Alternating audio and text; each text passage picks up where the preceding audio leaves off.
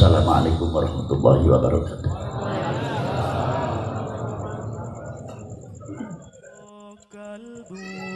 Samudra pepuntoning laku tumuju dateng Gusti zat kang amur podo mati. Itu dari mana tuh? Manunggaling kau Ada dama wasi'ahu ilmullahi amma ba'du. Peringatan 3 hari, peringatan 7 hari, peringatan 100 hari, itu suatu hal walaupun berat seperti apa masih dikategorikan mudah.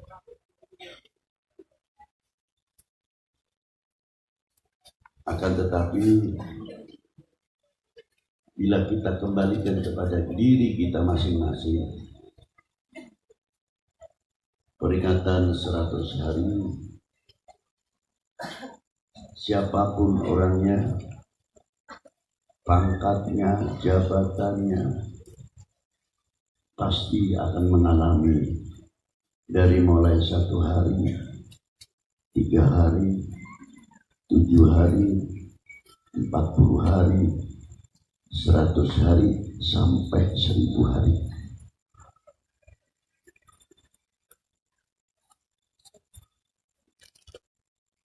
Mengapa saya ceritakan? Sebetulnya saya tidak enak. Karena kalau saya ceritakan itu biasanya ketakutan mulai muncul. Bayang-bayangan pasti muncul. Saya ceritakan sedikit. Ketika seseorang mau datang ajalnya, itu malaikat yang jumlahnya 7 yang biasa mendampingi calon mayit, itu satu persatu permisi tugasnya masing-masing. Bahwa tugas saya Bapak untuk mengawal Bapak sebatas hari ini, sampai yang rezeki, bidang rezeki pun terakhir.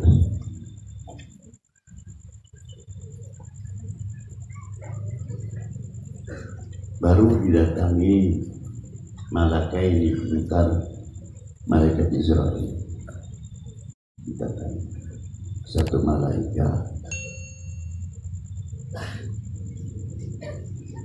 Mulai aku diutus oleh Allah, idza jaa ajalun yastakhiruna sa'atan wala yastaqdimun.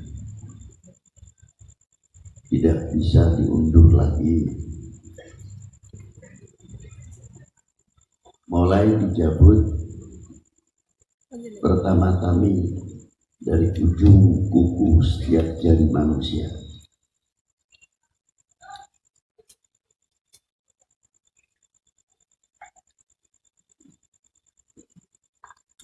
Mulai dijabut itu ras per ras. Jadi mulai ini tangan begini, tarian.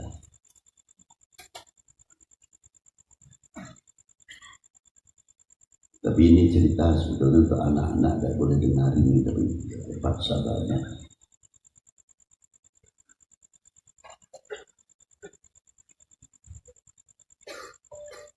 Sampai selesai di sini, ditunggu taubatnya. Selagi ruh sebelum mencapai ke apa ini namanya tenggorokan, orang itu mau bertaubat, diampuni oleh Allah Subhanahu wa Ta'ala.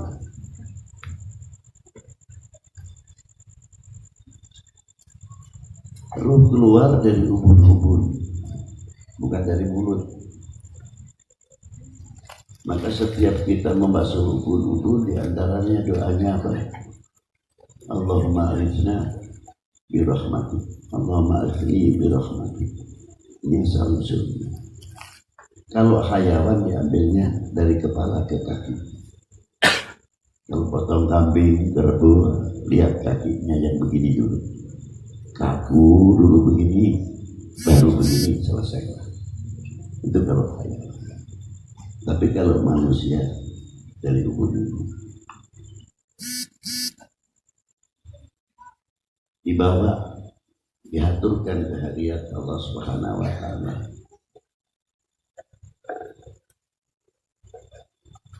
Setelah itu dikembalikan untuk melihat ruhnya, keluarganya masih apa ketika ruh itu diambil. Apa rame yang terbuku atau rame yang kubu. Ditita Gusti ningalan jasatan ngabujur, lain bujur.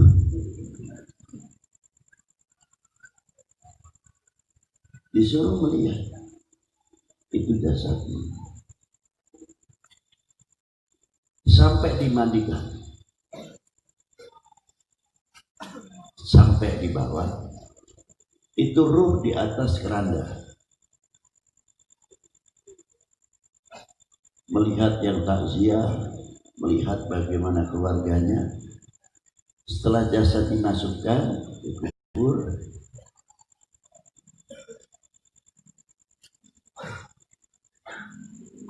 talqin memperingatkan,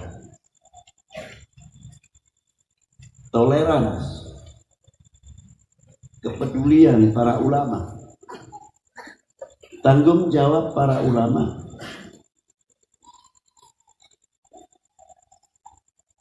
Walaupun sudah tiada, karena ruh itu akan dikembalikan lagi oleh Allah sebatas pusat ini sampai mulut.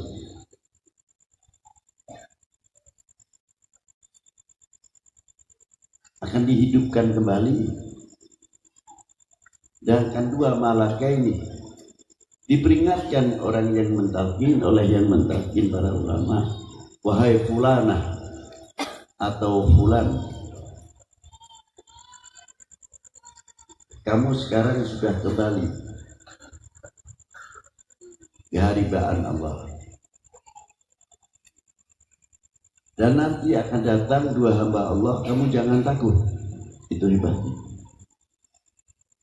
Maknanya talqin yang sepele saja.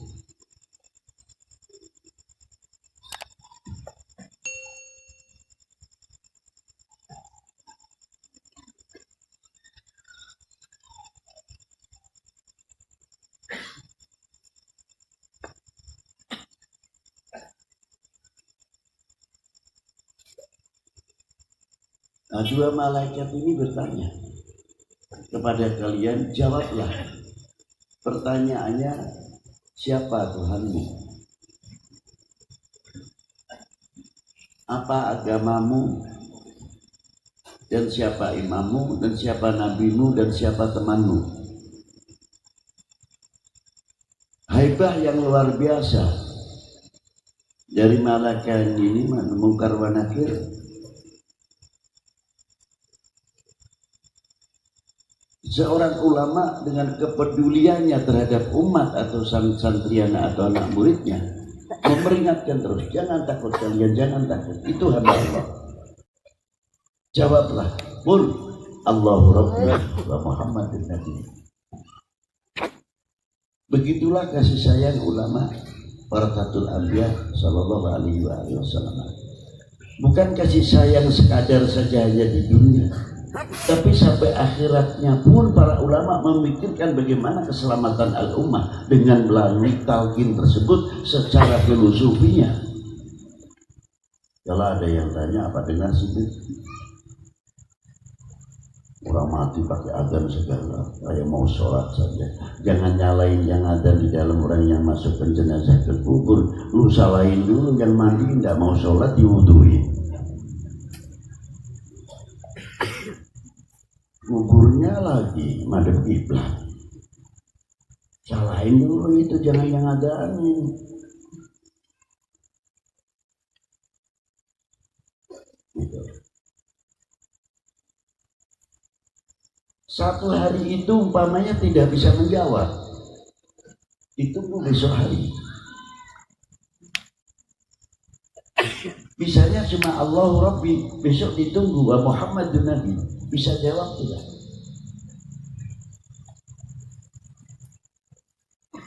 Sampai 3 hari. Ada yang 1 hari selesai, ada yang 3 hari selesai, ada yang 1 minggu selesai, ada yang 40 hari baru selesai, ada yang 100 hari baru selesai, sampai 1000 hari selesai, finish. Maka ada tahdir 3 hari, 7 hari, 40 hari, 50 hari, sampai 100 hari sampai 1000 hari. Itu masalahnya.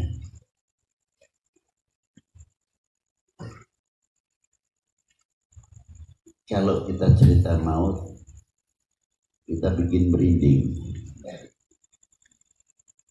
Tapi justru para sholihin tidak takut karena mautnya. Yang paling ditakuti apabila keluar dari dunia yang fana ini tidak membawa iman, itu yang paling ditakuti. Kalau maut kapanpun tidak bisa dihindari. Tapi yang paling khawatir para ulama-ulama besar, bahkan aulia illah, tidak pernah memikirkan besok keluarga makan apa, dapat uang dari mana, tidak. Yakin kepada Allah betul sudah mantap. Tapi jangan tiru-tiru para wali.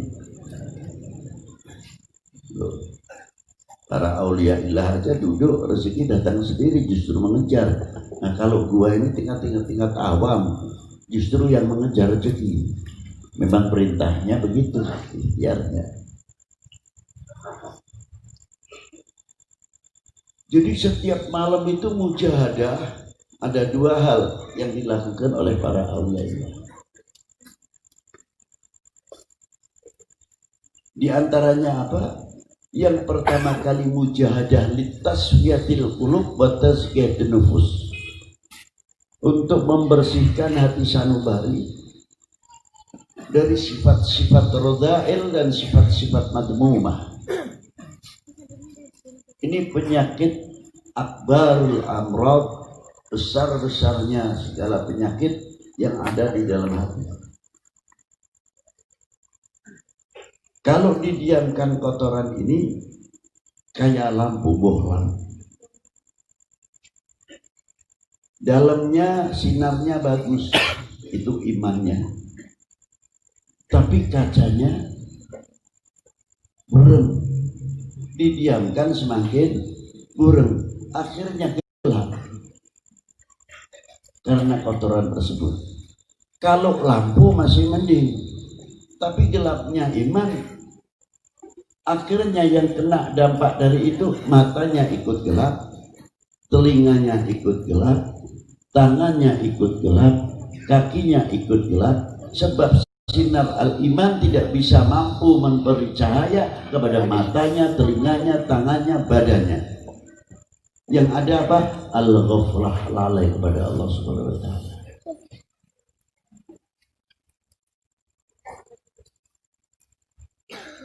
Disinilah definisi kepentingan at-tariqah, hubungannya.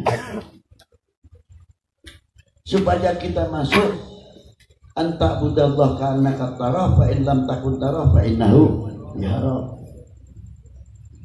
Kalau tidak bisa pertama kali anta budallah ka'annaka tarah, ambil yang kedua fa in lam takun tarah fa innahu yarah. Coba berhari-hari setiap hari kita belajar merasa didengar aja dulu oleh Allah Ta'ala, merasa dilihat oleh Allah Subhanahu wa ta'ala. Kalau ini sudah refleks pada diri kita masing-masing, insya Allah maksiat itu akan bubar sendiri. Karena apa? Tidak ada yang mendatangi. Sebab yang mendatangi merasa didengar oleh Allah, dilihat oleh Allah Subhanahu wa ta'ala.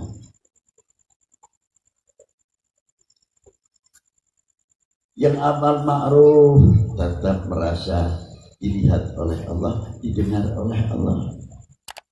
Yang nahi mungkar tetap merasa didengar oleh Allah, dilihat oleh Allah. Kalau merasa dilihat oleh Allah, didengar oleh Allah, bukan nafsunya yang berbicara.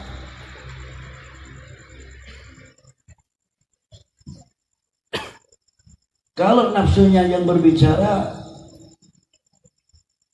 keluarlah dari lisannya kata-kata yang kurang menarik, kurang menyentuh. Tapi kalau hatinya, nurul imannya yang menerangi dalam lubuk hatinya, karena dirinya tidak ghaflah kepada Allah Ta'ala, walaupun keras tapi lembut jatuhnya. Saya pakai sarung, bapak pakai sarung. Kebetulan sarungnya atlas, yang kena api sedikit lobang. Betul nggak?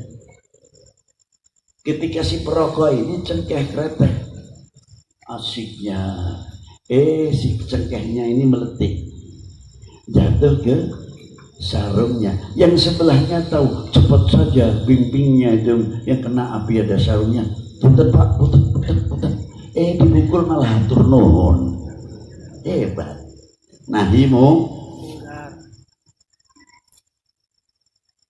dipukul malah terima kasih. Subhanallah. Karena apa?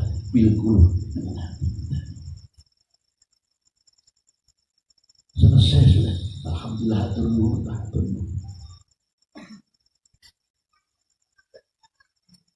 Yang satu minum kopi kepenuhan. Ketika mau diminum takut kalau tetes ke sarungnya, kasar umpamanya, malah tumpah, marah orang yang kena kopinya. Beda, tadi kena api kagak marah, ini kena kopi malah marah. Karena apa? Yang satu karena bil qulub, yang dua bil hawa. Perbedaan. Yang satu hatinya hidup la ghaflah, tidak ada lupa kepada Allah. Yang satu masih lupa kepada Allah.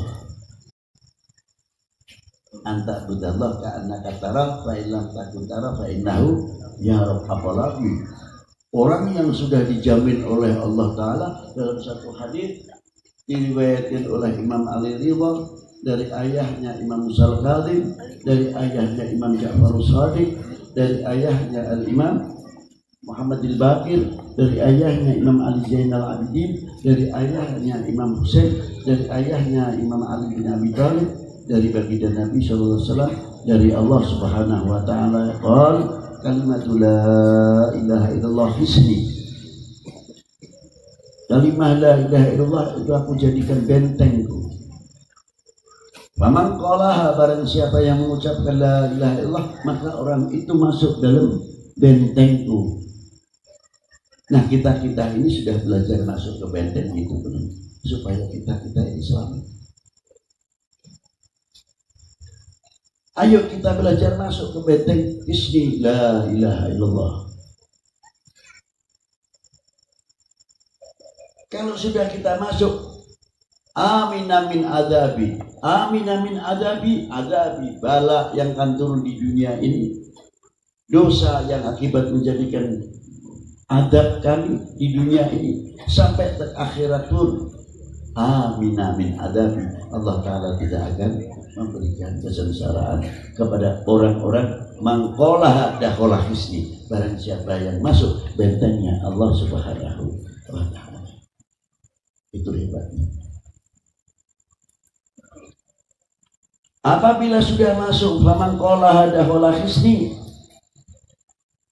itu orang sendiri akan jauh dari kesyirikan dan lain sebagainya.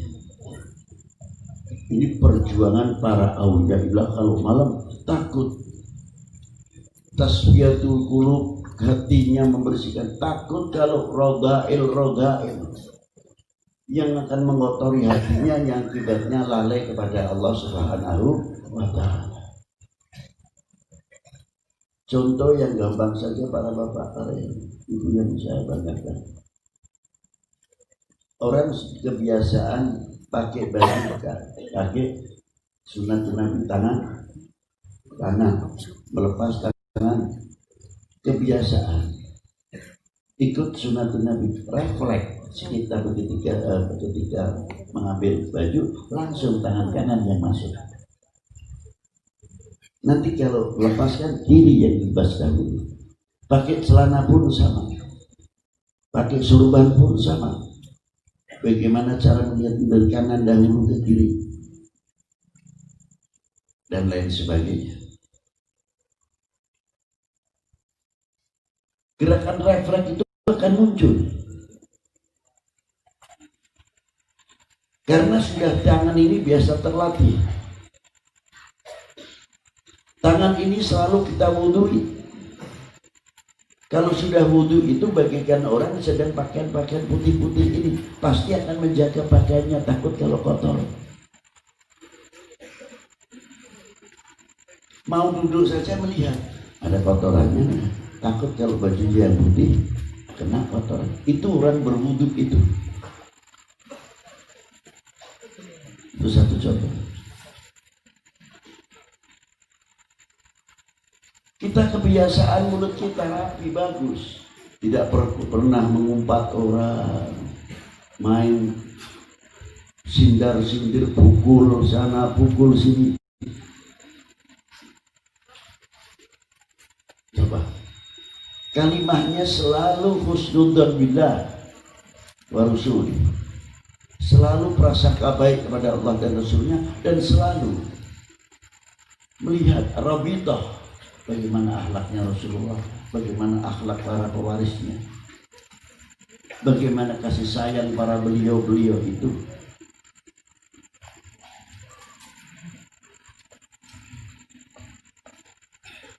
Selalu menjadi pandangan para beliau. Ma'asyiral muslimin rahimakumullah. Yang kebiasaannya mengucapkan alhamdulillah, alhamdulillah. Yang biasanya subhanallah, yang biasanya Allahu Akbar, Allah, yang biasanya salawat kepada baginda Nabi, salawat baginda Nabi, sallallahu alaihi Muhammad, sallallahu alaihi Muhammad, sallallahu alaihi Muhammad. Lama-lama akan menjadi refleks di setiap mulut manusia. Subhanallah. Begitu lihat orang jatuh, sallallahu alaihi Muhammad, ya Allah kok jatuh.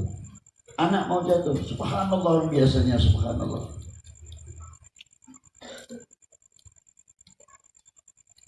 Kebiasaannya refleks keluar. Tapi yang biasanya kaki empat, ya kaki empat lah yang keluar. Sebab kebiasaannya menyebut kaki empat. Itu pun refleks. Pentingnya di sini, famangkola dakhola hisni. Ayo kita rame-rame masuk dakhola hisni. La ilaha illallah Muhammad Rasulullah sallallahu alaihi wasallam. Karena mata kita sudah kita warnai dengan la ilaha illallah, telinga kita warnai dengan la ilaha illallah, mulut tutur kata kita warnai cahayai dengan la ilaha illallah, hati kita diwarnai dicahayai sebab kalimah la ilaha illallah. Ya tala'la'u fi wujuhim, ya tala'lu fi jami'il wujuh, ya tala'lu fi hayatihim, ya tala'lu fi kuburihim. Kalimah la ilaha illallah selalu akan menjadi sebab menyinari di dalam kuburnya masing-masing. Jadi jangan takut, solusinya banyak. Untuk mendapatkan sebab keselamatan indah sakaratul maut atau indah kubur masing-masing sudah ada pintunya, tinggal kita mau masuk menjalankan atau tidak. Hadirin yang saya banggakan, sehingga refleks ketika sakaratul maut, walaupun pedihnya kayak apa, tetap hati berjalan. Illallah, la ilaha illallah, paling tidak Allah. Iblis yang mau datang, yang menggoda, mau menyerupai ibu bapaknya, gagal semuanya. Karena yang digoda masuk dalam ismi la ilaha illallah Sayyidina Muhammad Rasulullah sallallahu alaihi wasallam. Dan itu pentingnya di situ. Jadi kita sudah diberi benteng oleh Allah Subhanahu wa ta'ala. Inilah hebatnya kalimah La ilaha.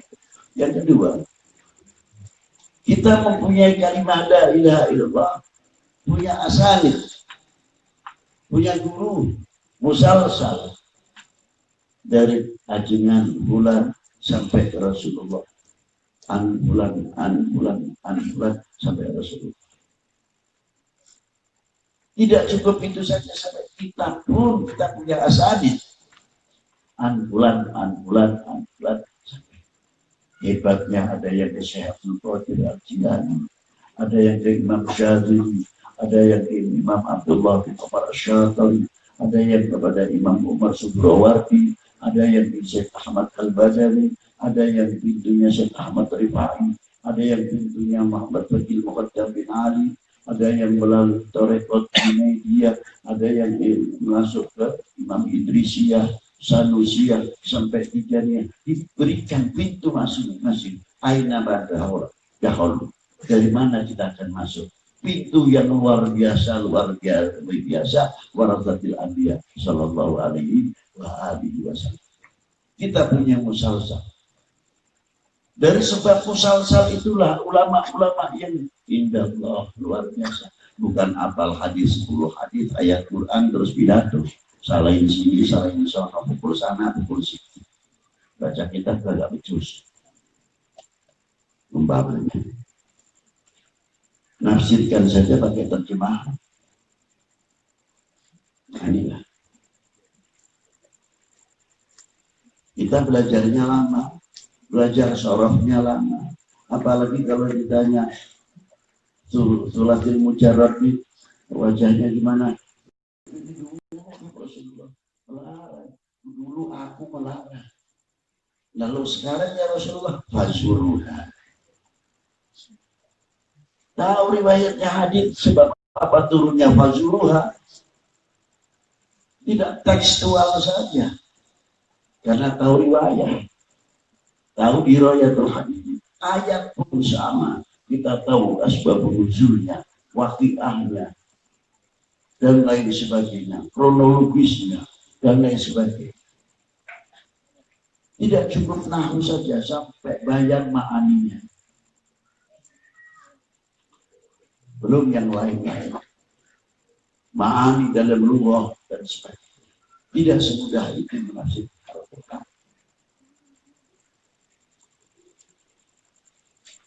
Dari itu ma'asyiral muslimin rahmatullah. Kita punya musalsal yang luar biasa.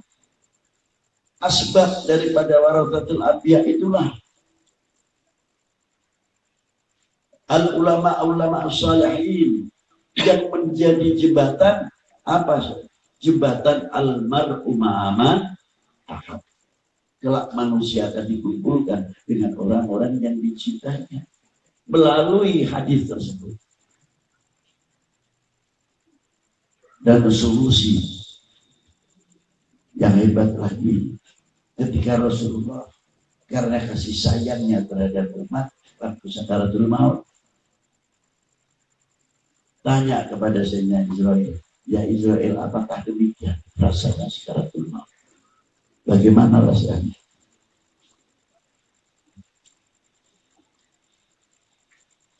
Diterangkan setelah Sayyidina Israel bertanya dengan Nabi Musa, tak tega untuk menyampaikan Sayyidina Israel bagaimana yang dialami Nabi Allah Musa alaihissalam. Tapi karena Rasulullah afdhalil khalqillah bertanya,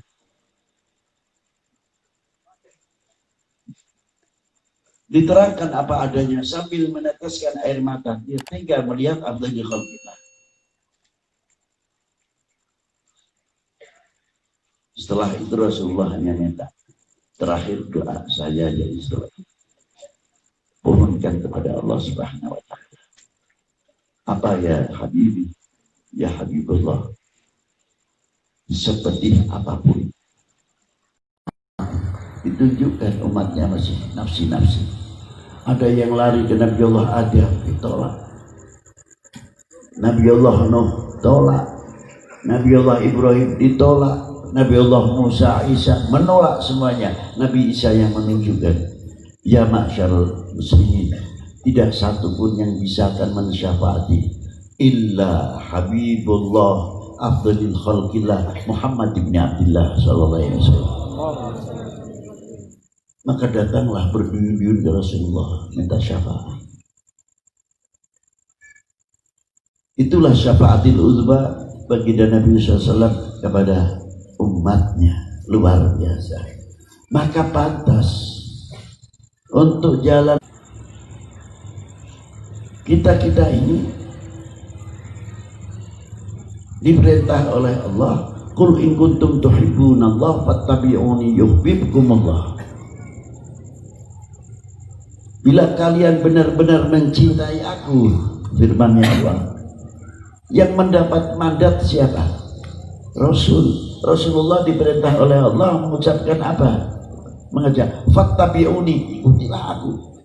Jadi pintunya mahabbah kepada Allah mustahil kalau tidak melalui baginda Nabi Shallallahu Alaihi Wasallam. Karena akan mendapatkan yuhibbukumullah pasti melalui pintu fattabi'uni.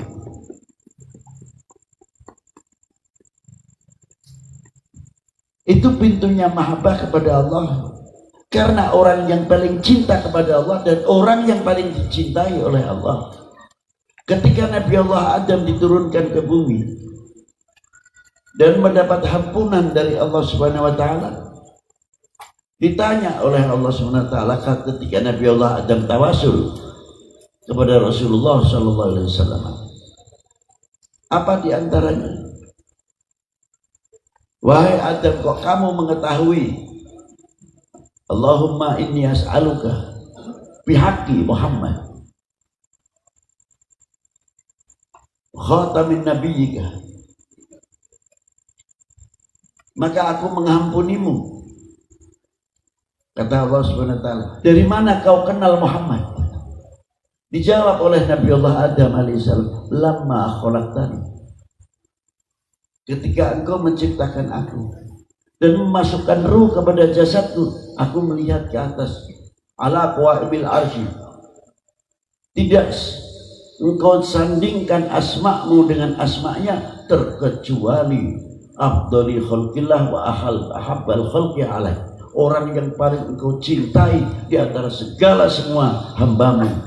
Dijawab oleh Allah, sadaqta ya Adam, seandainya engkau tidak melalui beliau, aku tidak menciptakanmu dan aku tidak menciptakan alam semesta ini. Ya, nah di antara fattabi'uni kayak gitu, kita mengikuti jejak baginda Nabi Shallallahu Alaihi Wasallam, apa di antaranya? Kita pasti akan mengikuti sunnahnya, tarikatnya. Di antara ajaran baginda Nabi Shallallahu Alaihi Wasallam, birrul walidain, taat kepada kedua orang tua, termasuk mi'atal yawm, arba'inal yawm, sab'atal yawm, alf yawm, 1000 hari, 100 hari, 40 hari, 7 hari. Itu bagian kita, taat kita kepada kedua orang tua. Sejauh mana kita terima kasih kita kepada orang tua? Belum kepada Rasulullah, terlalu tinggi. Apa terima kasih kita kepada kedua orang tua? Dan apa ketika kita lakukan kepada kedua orang tua setelah beliau di alam baka? Kita datang ke kuburnya, paling ya sesuai ajaran kiai guru-guru kita, Al-Fatihah wa Yasin untuk kedua orang tua. Tapi coba kita duduk sementara, bayangkan nyak kita, bapak kita, kasih sayang beliau untuk kita ini. Kita sudah sejauh mana membalas kasih sayang mak?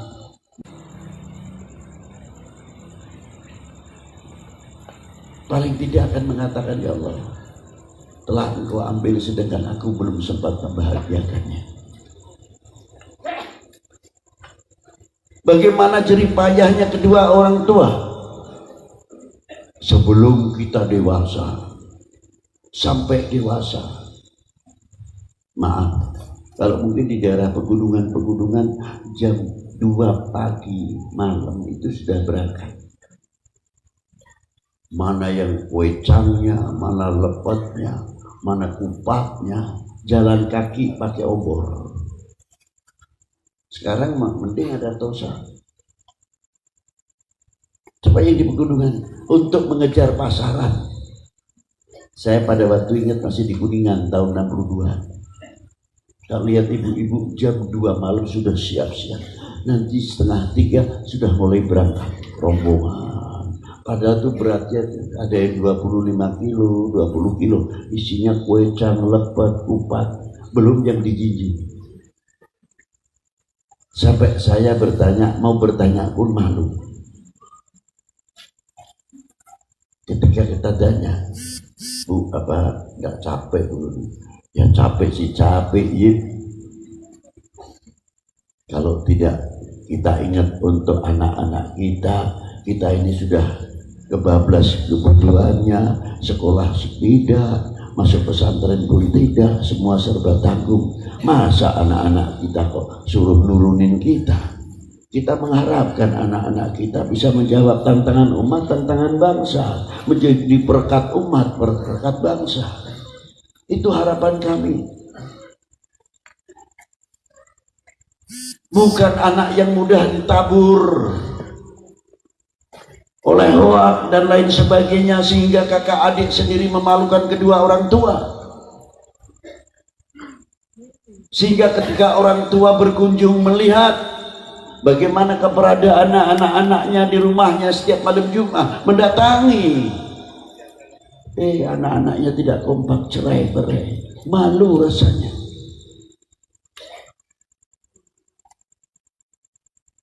Itulah orang tua-tua kita bagaimana perjuangannya begitu hebatnya. Belum yang becak.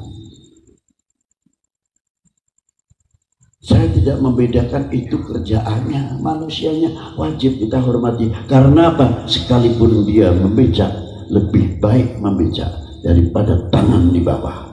Itu hebatnya perjuangan orang tua kita. Ada lagi terkadang saya tersentuh betul. Ya kita tidak mau suudon. Sudah tua lagi. Mukanya dipakai merah-merah, bersolek. Ada yang pakai kayak pakaian wayang, ada yang pakaian kayak rel, ada yang pakai apa di simpang jalan tuh dengan tiknya disetel atau pakai kuda lumping. Ya Allah, itu anaknya kalau lihat bapaknya, lihat ibunya mencarikan sesuatu nasi untuk anak-anaknya. Sudikah, apakah maukah akan mengecewakan kedua orang tua? Malu mestinya.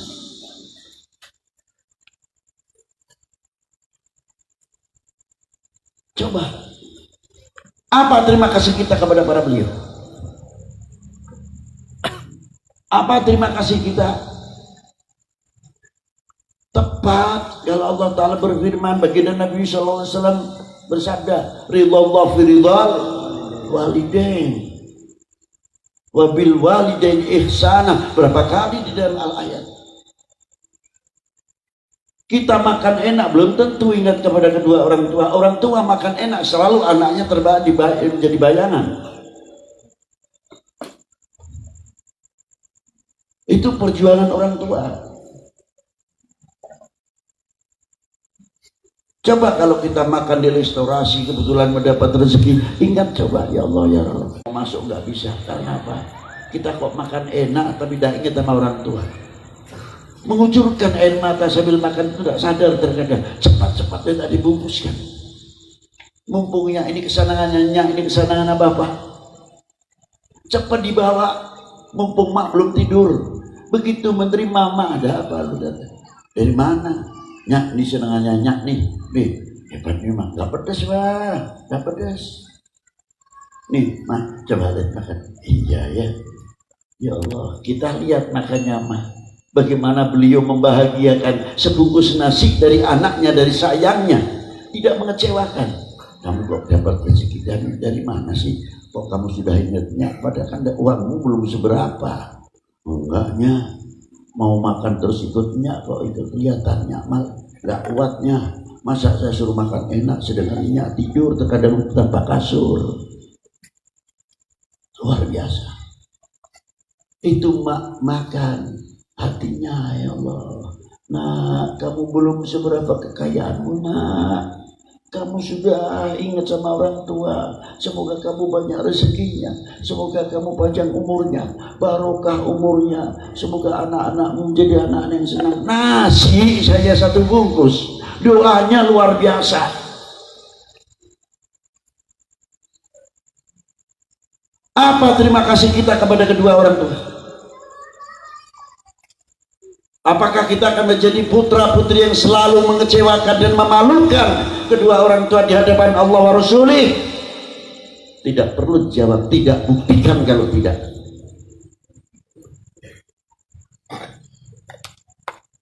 Bagaimana terima kasih kita? Itu baru kedua orang tua dan ulama-ulama kita. Non-stop setiap malam dalam dakwahnya, mengajar di pesantrennya. Bagaimana terkadang supaya santri itu tidak pulang makan seadanya, ada lauknya atau tidak, di sini diperjuangkan supaya anak itu menjadi anak yang benar.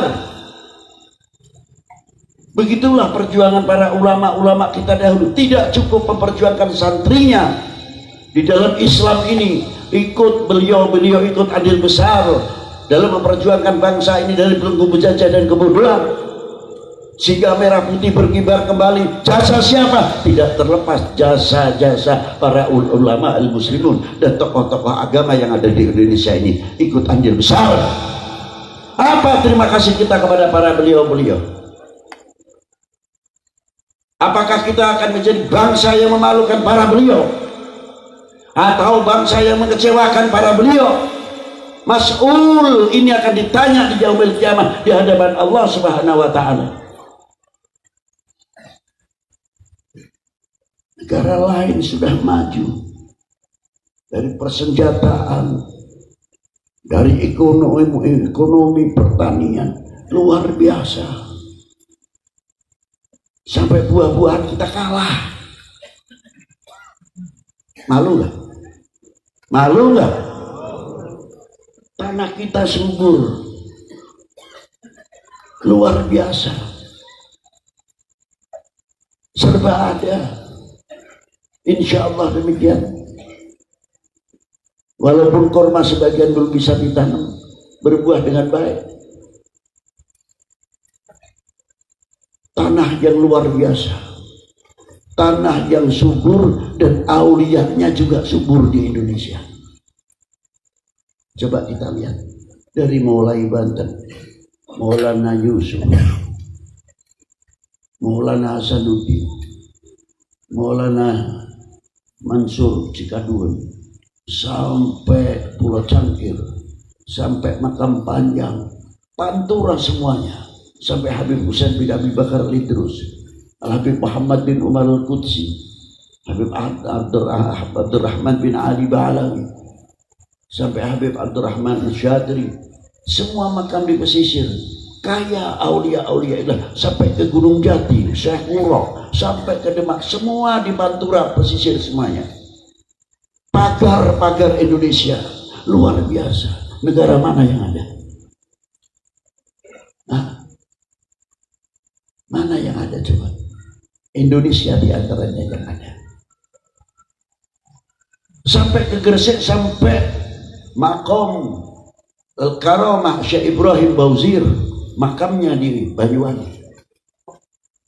Ya mau percaya atau tidak, urusan karomah bukan urusan percaya atau tidak. Itu urusan Allah Subhanahu wa taala yang memberikan karomah. Oh, tapi jangan berlebihan, sama aja tidak kok berlebihan. Kan manusia biasa. Kalau beliau manusia biasa, lalu nilainya ente apa? Nilainya kita ini apa? Coba.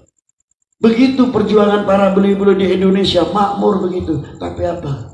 Merasa memiliki, merasa handal beni meluntur. Mestinya kita harus bangga para bapak, para ibu. Jambu itu contohnya. Mengapa harus mengatakan? Silahkan itu bangsa lain, negara lain, oke lah. Tapi kita berkata untuk bangsa kami sendiri. Mestinya jambu Indonesia harus bangga dengan jambu Indonesia. Duren Indonesia. Salak bangsa Indonesia, buah-buahan Indonesia, mengapa harus pakai nama bangsa lain? Apakah kita ini melarat? Jawab coba.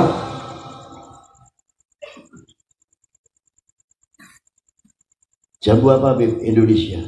Keluaran mana? Oh, keluaran Bogor atau Cisarua atau mana umpamanya. Oh, ini duren mana? Duren. Oh, duren dari Purwakarta, ini bagus sekali durennya. Katanya si Bangkok. Oh, Bangkok. Memang sendiri Bangkok, Thailand itu. Ini sih Indonesia. Tuh baunya durennya Indonesia kan? Mengapa kita tidak bangga yang keluar dari tanah air ini? Produksi dalam bangsa kami sendiri, mengapa kurang bangganya? Saya tanya itu.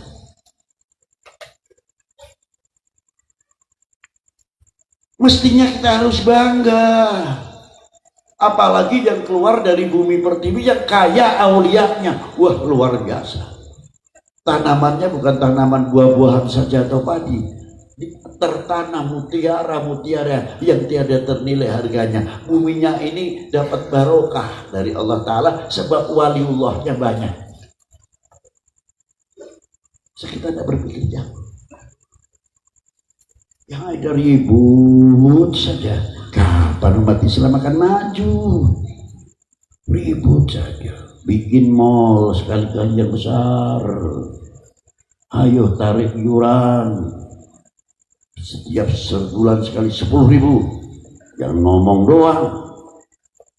Punya mall, punya Alfamart, punya ini. Yatim kita terjamin, para janda kita terjamin, terhormat. Mahasiswa kita yang tidak mampu teratasi. Ada yang calon jadi dokter, otaknya cerdas, apalagi hafidhul Quran. Dokter spesialis kandungan, hafidhul Quran. Dokter spesialis pankreas, hafidhul Quran. Dokter spesialis internis, hafidhul Quran.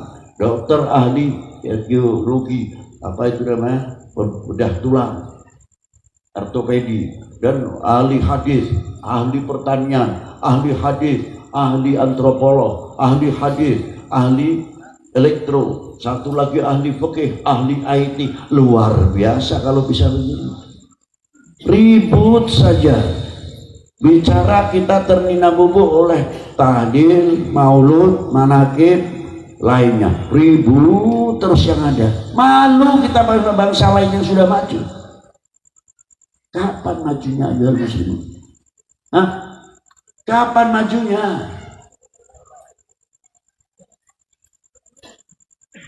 Rumah sakit besar, alat-alat yang luar biasa, komplit minal komplitin.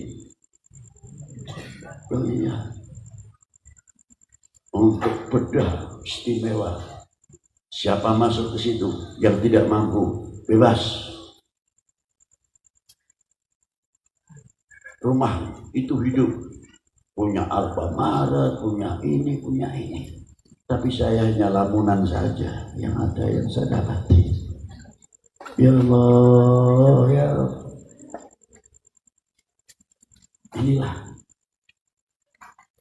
Maka dengan adanya 100 hari, bagian ucapan terima kasih kepada kedua orang tua, ucapan terima kasih kepada para ulama, ucapan kita kepada para leluhur-leluhur, para pendiri bangsa ini. Tolong ayo bareng-bareng, jangan malukan para beliau di hadapan Allah Subhanahu wa taala. Jangan kecewakan para beliau di hadapan Allah Subhanahu wa taala. Wassalamualaikum warahmatullahi wabarakatuh.